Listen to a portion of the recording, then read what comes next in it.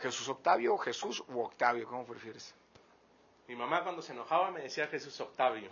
Cuando estaba contenta no me llamaba por mi nombre y ya mis amigos últimamente me llaman Octavio, entonces bueno, Octavio está bien. Bueno, de acuerdo. Gracias. Bienvenido. Muchas gracias. Octavio, la idea es tener una plática de unos 20 minutos en la que podamos más que examinarte respecto a tus conocimientos, en fin, a tu capacidad de análisis respecto de ciertos temas, que para eso han estado ya las otras etapas de este concurso. La idea es más bien poder, pues a partir de una charla contigo, poder lograr identificar algunas características propias tuyas que nos permitan hacer un juicio lo más integral posible al momento de hacer nuestra designación. Así que, sin más, le pediría pues a la consejera San Martín que si quiere arrancar la charla o Arturo, adelante. Adelante, Arturo. Adelante, Arturo. Octavio, qué gusto. A ver, hay una parte que me llamó la atención desde que leí tu currículum, en donde la primera frase que dices es miembro fundador del Servicio Profesional Electoral del Instituto Electoral Veracruzano. Lo pones al principio como un orgullo, lo cual me parece que es importante y demás. Lo que no se entiende y que es difícil comunicar es que sea un servicio profesional electoral que tiene ¿cuántos miembros? Bueno, fue un servicio profesional que fue convocado en el año 2002, en un proceso del 2002, proceso respecto al servicio profesional, sí. Donde participamos 588 personas y se asignaron, se convocaba 24 plazas y fueron asignadas 21 solamente. Ok.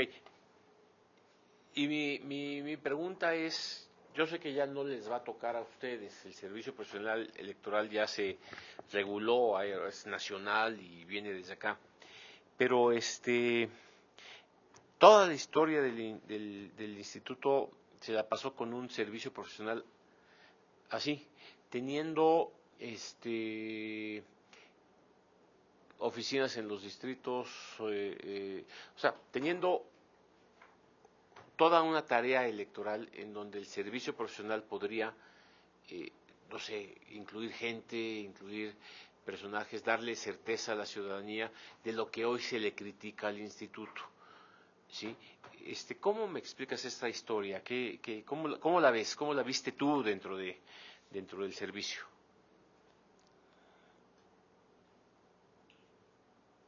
Perdón. Yo fui miembro fundador del servicio profesional. Entre 588 personas, lo que comenté, fui uno de los que ocupó un espacio en esos 588. Tenía escasos 6 meses de haber egresado de la Facultad de Derecho. Fui miembro del servicio profesional, que es un orgullo para mí, un año solamente. Al año, con 2 días, al año, con un mes exactamente, presenté mi renuncia al servicio profesional. Porque como miembro del servicio profesional veía que no cubría las expectativas que yo buscaba. Es decir, era un servicio profesional o iba a ser un servicio profesional estático. Eran 24 espacios donde había jefes de departamento, jefes de oficina y auxiliares. Yo era auxiliar. Los jefes de departamento no se iban a ir nunca, eran 8 jefes de departamento, y los jefes de oficina tampoco. Entonces, las posibilidades de crecimiento profesional, pues prácticamente, en mi caso, si me quedaba en el servicio profesional, pues no existirían. ¿Por qué? Porque me di cuenta que tampoco existía un sistema de rangos específico. Ya viene en el Estatuto del Servicio Profesional, o, por ejemplo, se establecía una cláusula en el servicio profesional y decía, a los miembros del servicio profesional serán sujetos de un bono, no me acuerdo el nombre específico, pero era un incentivo económico, siempre y cuando exista la disponibilidad presupuestal. Pues casi nunca, por lo menos estoy hablando del 2002, 2003, en los 12 años, por lo menos en los 12 años, solamente en los 3 últimos años existió ese incentivo. En los últimos 3 años. De ahí no existió. Es decir, en realidad no había ningún tipo de incentivo para quedarse dentro del servicio profesional. Yo esperaba, como miembro del servicio profesional, sí poder demostrar mis capacidades y sobre todo prepararme. Yo veía mis compañeros, amigos míos el día de hoy, que había ya gente que estaban a punto de titularse de un doctorado, había maestros, solamente 2 personas en ese momento teníamos el grado de pasantes de la licenciatura.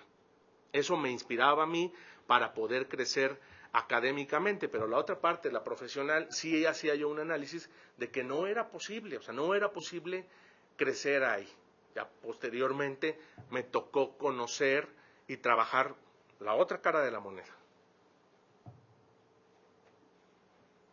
Sí, bien. Déjame cambiar el tema. El servicio sí nos preocupa, finalmente ya no va a ser así. Quizá pensamos en un servicio en donde haya que tratar de resolver un problema que es parte de la crítica que recibe el instituto hoy. Y la crítica se basa en que de alguna manera, por las razones que sean, hay un sesgo en el comportamiento del instituto. No digo que la crítica sea válida o que sea fundada, pero es una realidad. Y se critica mucho a grupos que controlan y las vinculaciones con el gobernador o los gobernadores y demás. ¿Cómo explicas eso? Bueno, de mi currículo ustedes pueden ver que soy maestro universitario, esa es mi otra pasión, mi otra vocación, aparte del ámbito electoral. Y además lo digo con orgullo. ¿Cómo se los explico yo a mis alumnos? Esa parte, ¿no? Esa parte la explico de la siguiente manera. Existe un sistema de partidos en nuestro país, y en Veracruz aumentamos 2 partidos más, entonces tenemos nosotros alrededor de 10 jugadores en el estado de Veracruz, y a nosotros nos toca ser los árbitros. De esos 10 jugadores, solamente 1 o 2 o 3, cuando mucho, tendrán resultados electorales aceptables. Y además aceptables dentro de los términos de esas propias fuerzas políticas. Todo lo inaceptable, es decir, incluso dentro de estos que tienen ese nivel, que lograron triunfos y que los acomodaron en nivel de aceptable, ¿no? Bueno, la parte no aceptable, donde no tuvieron triunfos, es culpa del instituto, ¿sí? Entonces tenemos a diferentes fuerzas políticas señalándonos constantemente a nosotros. Es cierto también, la otra parte que no se puede negar, y las elecciones extraordinarias, pues ahí están de ejemplo, que ha habido una serie de errores, incluso me atrevo a decir, en algunos casos de manera específica, de excesos, y en otros casos también respecto de las elecciones extraordinarias, cuestiones no controlables por el órgano electoral. Hay cuestiones que sí pudieron haber sido controladas o mejor realizadas por el órgano electoral, sí, efectivamente sí. Hay otras cuestiones que no dependían del órgano electoral, por supuesto que no dependían del órgano electoral, y hay unas últimas, pero dependían de otras áreas, que no necesariamente era el Instituto Electoral Veracruzano. Y otras últimas que lamentablemente el apasionamiento ciudadano nos lleva a la anulación de elecciones. Yo regreso al Instituto Electoral Veracruzano precisamente a un proceso extraordinario, un proceso muy pequeño, de 3 meses, del municipio de Landero y Coso, muy cerca de la capital del estado, Jalapa. El problema de este municipio es que este municipio tiene solamente 3 casillas. Y de esas 3 casillas, evidentemente, si existe la anulación de una, si se dan los supuestos para anular una casilla, pues evidentemente se anula la elección. De acuerdo al tribunal, se dieron los supuestos suficientes para anular 2 casillas. Y en uno de esos casos era que los funcionarios de la mesa directiva de casilla pidieron un documento más extra, pues, a la credencial de elector. porque decían que había gente que no era del municipio y que se había ido a empadronar al municipio y que no iban a dejar votar a los que no fueran de ese municipio. En ese entonces, el padrón electoral de ellos ganaba uno la votación, un partido político que tuviera 600 votos, ganaba la elección de ese municipio. Yo fui presidente de la Facultad de Derecho, cuando fui presidente tuve casi 900 votos en mi elección, entonces en mi elección de la Facultad de Derecho tuve más votos que los votos que se requerían para ganar ese municipio, ¿no? Entonces ese tipo de casos son casos que verdaderamente salen del control del propio instituto. Los otros casos de elecciones extraordinarias, Cosquihui, por ejemplo, nosotros pedimos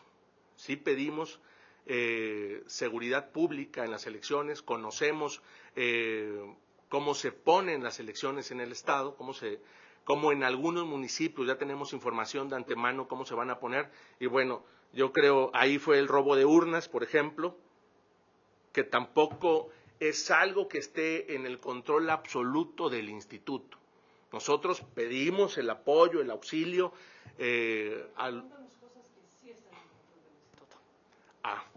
por ejemplo, ¿qué es lo que puede estar en control del instituto? Una exacta elección de funcionarios electorales. Esa es una, que está en control del instituto. O sea, es decir, a nuestros consejeros municipales, esa es por una parte. Y la otra, a nuestra serie de auxiliares administrativos, enlaces administrativos, en algunos distritales se llaman y después se convierten en enlaces administrativos municipales, 212 o 30 por distrito, que esos son en realidad la gente que sirve de auxilio al Consejo General para realizar los trabajos administrativos que tienen que llevar a cabo.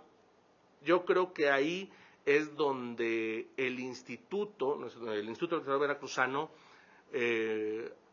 no lo ha hecho por lo menos todo lo bien que pudiera hacerlo. ¿Por qué?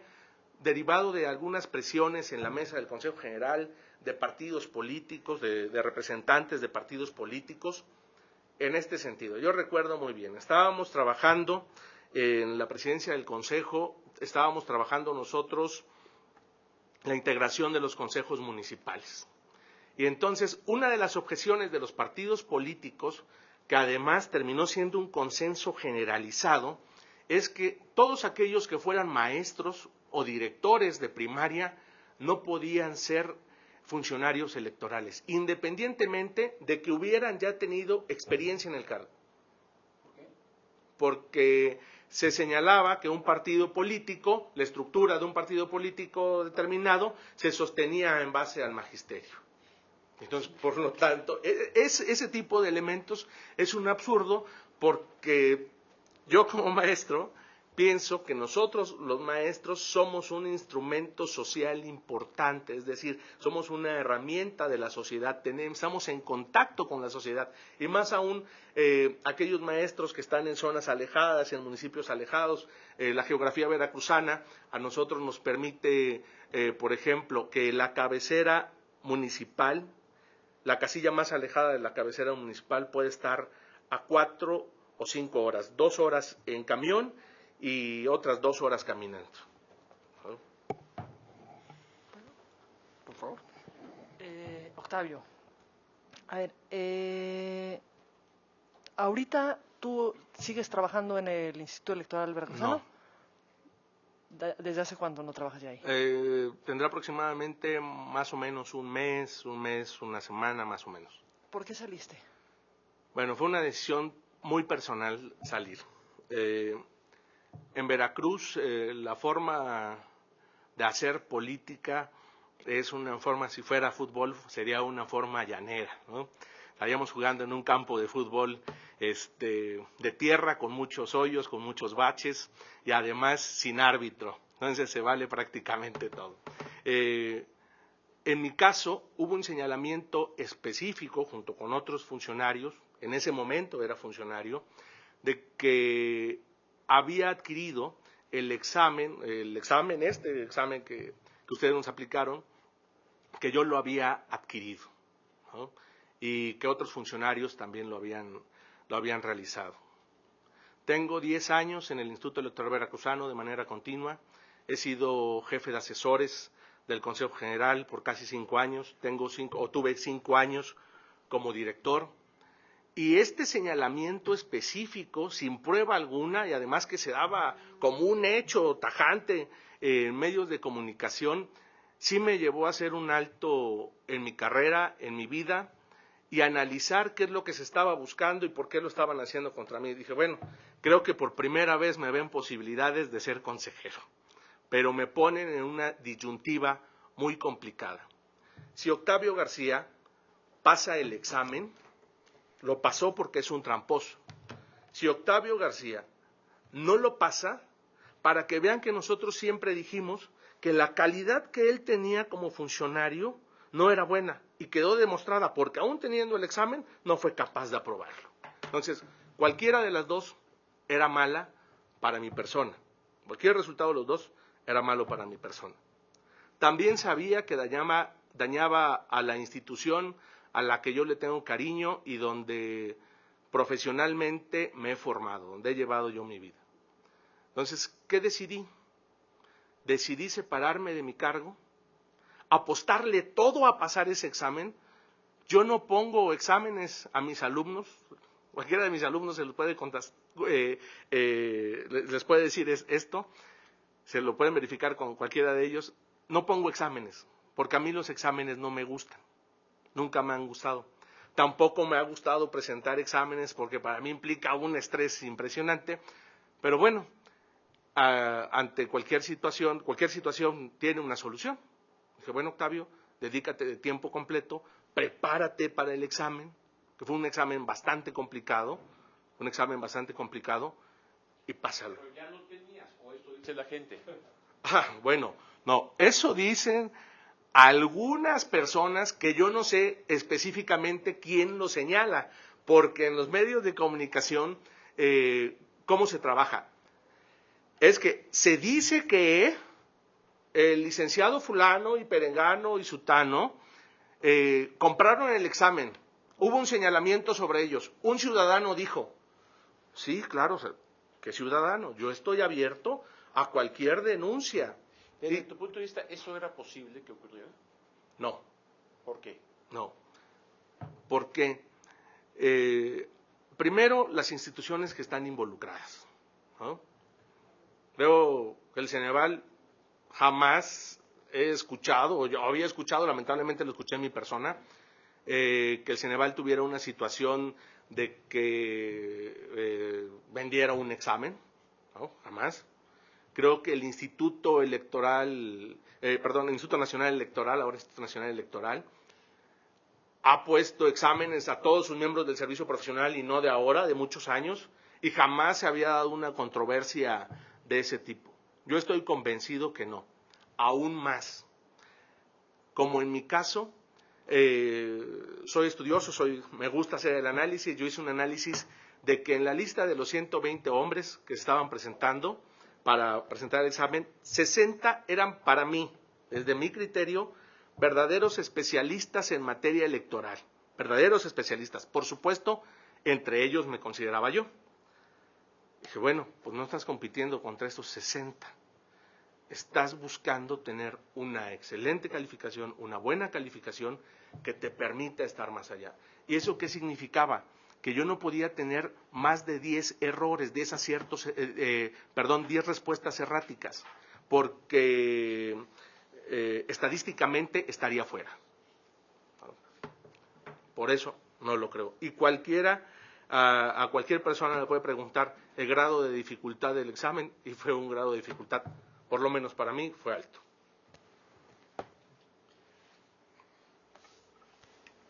Octavio, ¿qué cambiar en el instituto? Digo, ya yo entiendo más o menos la crítica, que coincido, a veces tiene ese origen que tú has comentado, en fin.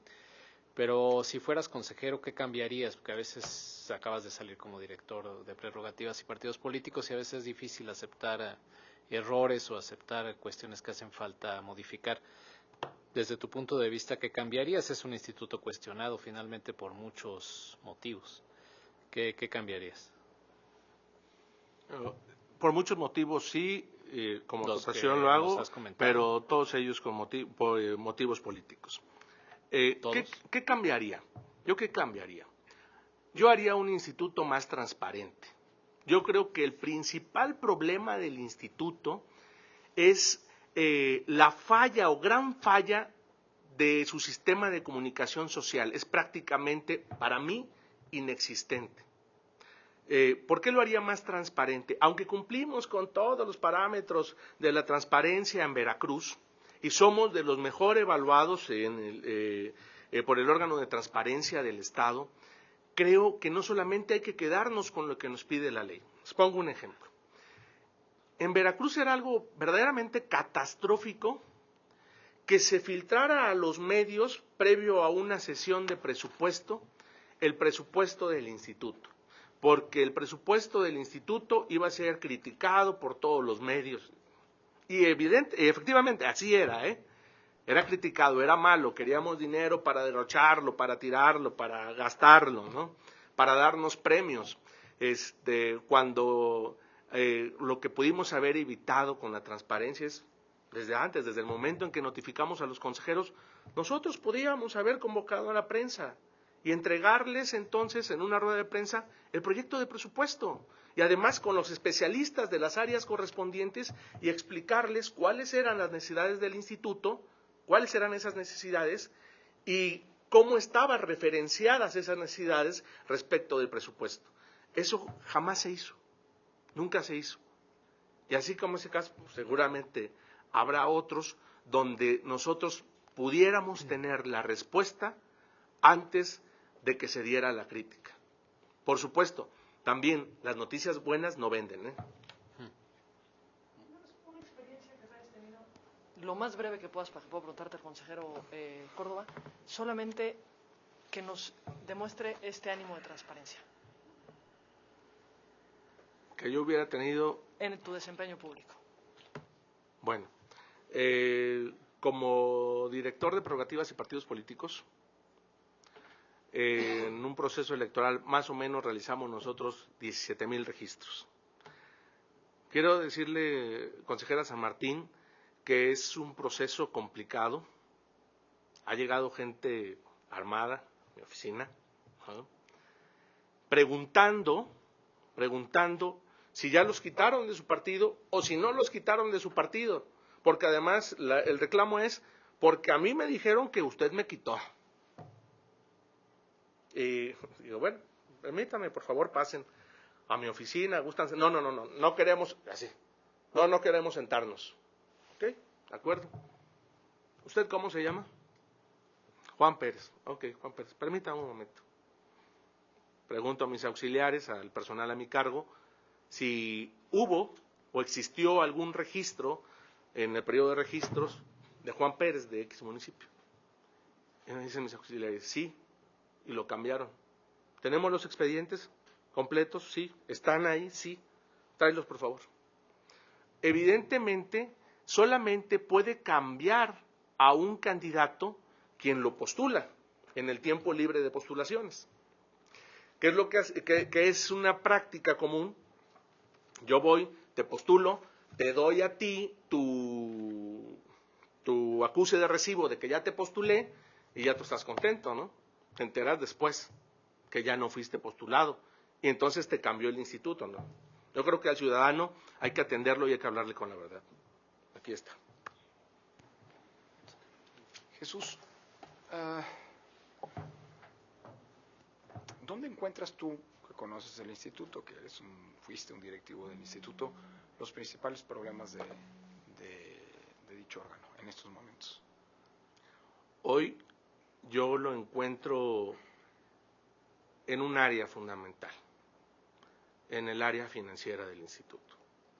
Hoy nosotros no tenemos, aun cuando lo presupuestamos a principio de año, no tenemos presupuesto para arrancar el programa 2, bueno, no tiene el Instituto Electoral Veracruzano presupuesto para arrancar el programa 2, que es el programa de proceso electoral.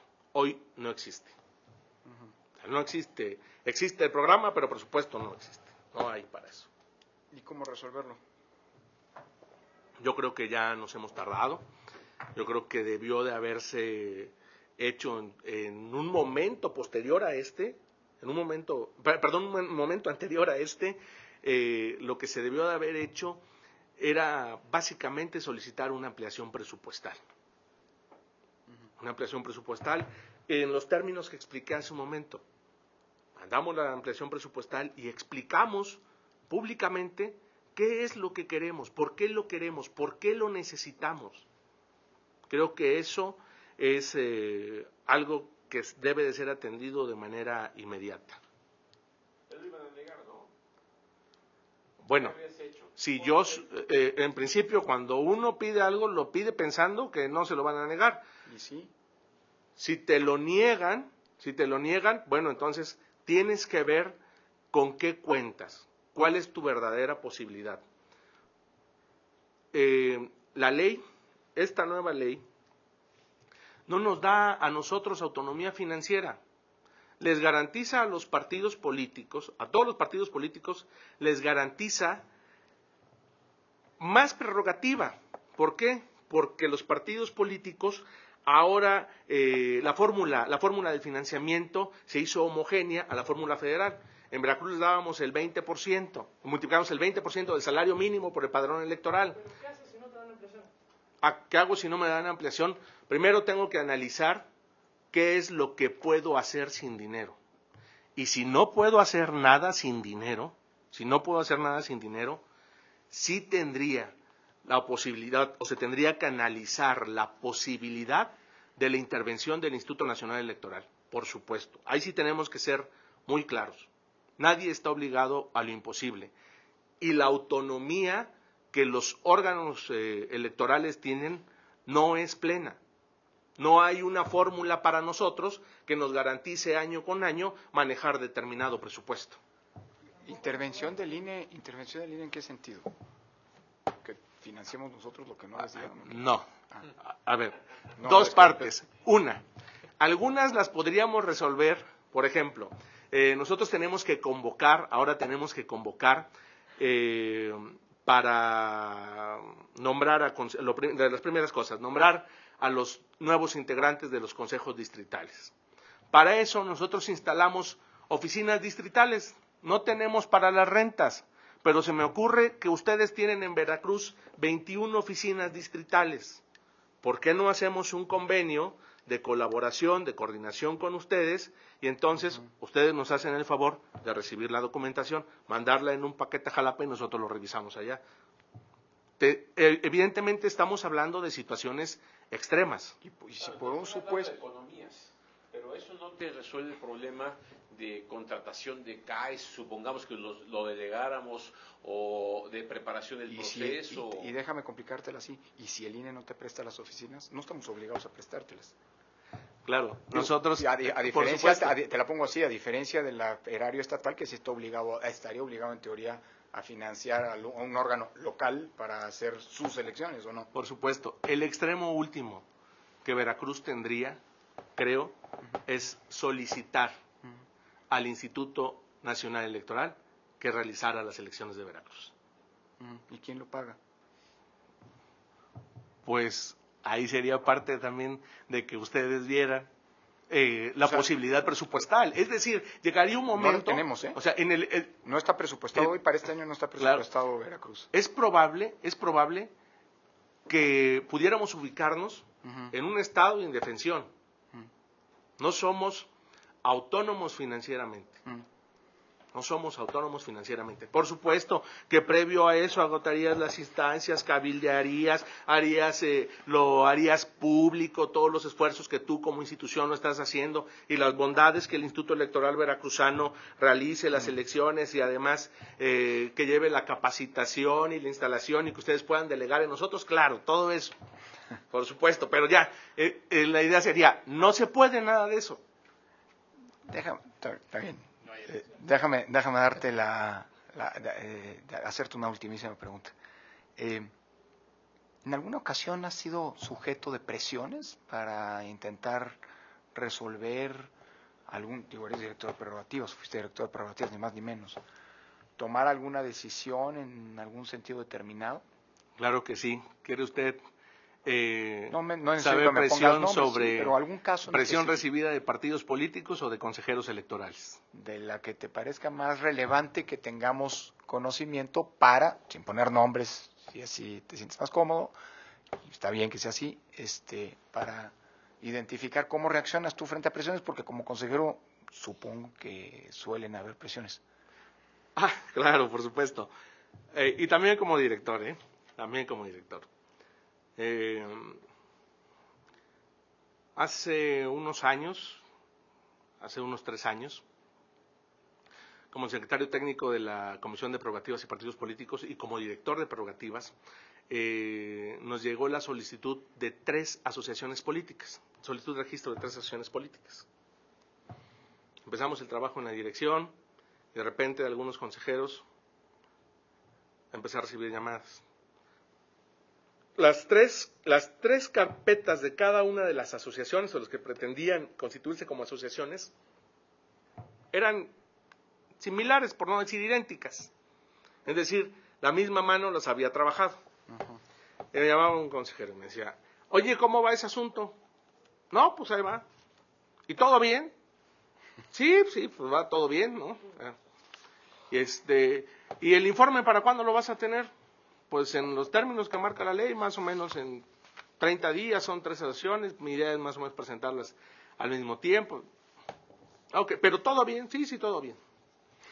Al día siguiente me giran un oficio y me piden que los documentos por oficio, para que cumplieran o cumpliera ese consejero, esos 2 consejeros, cumplieran con sus funciones, les remitiera los documentos que yo había recibido de parte de las asociaciones para ellos revisarlos. Por escrito contesté que no estaba dentro de mis atribuciones como director de prerrogativas remitirles información a los consejeros de expedientes que estuvieran en revisión, que una vez que evaluara esos documentos, en el informe correspondiente de la dirección de prerrogativas sería presentado y se establecerían ahí las observaciones. Todo bien, todo bien. Vamos a la sesión de la comisión, a la reunión de la comisión, y sacamos el primer informe. La dirección iba en contra por una serie de irregularidades. Las irregularidades consistían que las firmas no eran parecidas, que en algún caso no había llegado al mínimo de delegados, en otro caso al mínimo de militantes, pero en una de esas muy característica, nosotros encontramos algo más allá. Si bien es cierto, no somos peritos, sí tratamos de hacer lo mejor posible en nuestro trabajo. ¿Qué es lo que había? ¿No? Yo lo establecí así, eran como más o menos como observaciones diversas, ¿no? Como observaciones diversas, y entre paréntesis le establecimos nosotros graves en un cuadrito. Y uno de los representantes del partido, ¿nos podría especificar qué tipo de observaciones graves está usted diciendo? Sí, claro. En las afiliaciones, en algunas de esas afiliaciones, nosotros, ¿qué es lo que encontramos? Que decía, doy mi credencial de elector para recibir una despensa. Solamente para eso, ¿no?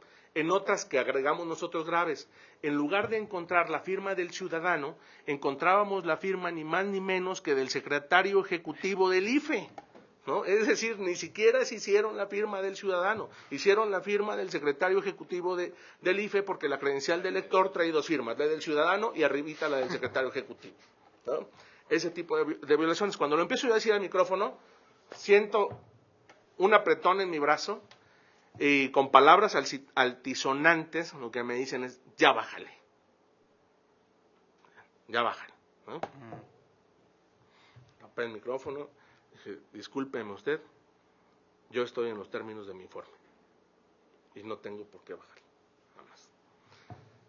Se abre un receso, que había la posibilidad de abrir el receso, y en el receso, por teléfono, esos mismos consejeros me dijeron absolutamente de todo, ¿no? Absolutamente de todo. Yo lo único que le contesté, le digo, mire, yo creo que usted está tratando de provocar una respuesta en los mismos términos que se está dirigiendo hacia mi persona.